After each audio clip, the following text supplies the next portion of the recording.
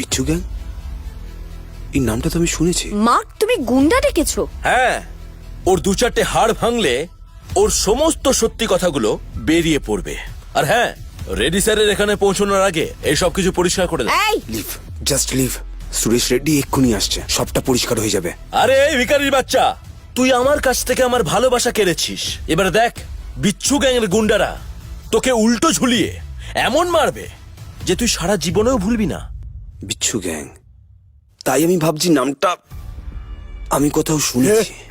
এখন মনে পড়লো, এই লোকগুলো কুকুরের মতো আমার সামনে ভিক্ষা চায় আমার কোম্পানির হাতিয়ার ইউজ করার জন্য। আরে বাহ, এবারে তুই এত বড় অস্ত্র শস্ত্রের ডিলারও হয়ে গেলি। আরে দেখো দেখো কিরকম তোমাদেরকে নিয়ে মজা করছে ও। এখনো দাঁড়িয়ে থাকবে নাকি? এরা দাদা জানতে পারলে না তোমাদেরকে আস্ত রাখবে না। এরা দাদা? হাহ, খুব ভালো করে জানি ওকে।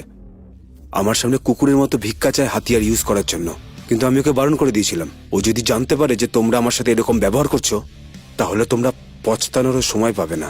ছাড়ো। এই, ছেড়ে দাও ওকে।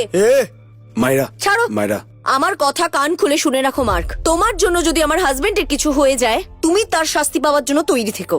এবার তুমি যতটাই বিরোধ করো প্রিন্সেস, ও আজকে রাত অব্দি বেঁচে থাকতে পারবে না। নিয়ে যাও ওকে।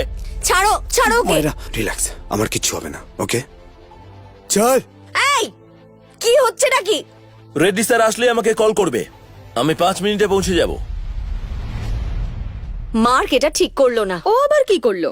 ও তো শুধু সুরেশ রেড্ডি আসার আগে বাড়ির ময়লা পরিষ্কার করলো। You just shut up. মায়েরা, ও এটা শুধু তোমাদের দুজনের জন্য করেছে। ও মিস্টার রেড্ডি, আপনি আমাদের বাড়িতে এসেছেন। What a pleasant surprise. Mister Reddy, আমি এস্থার, ফার্নান্ডেজ গ্রুপের ফাইন্যান্স হেড। ঠিক আছে ঠিক আছে। স্যার, আমাদের বাড়িতে আসার জন্য অনেক ধন্যবাদ। উনি কোথায়?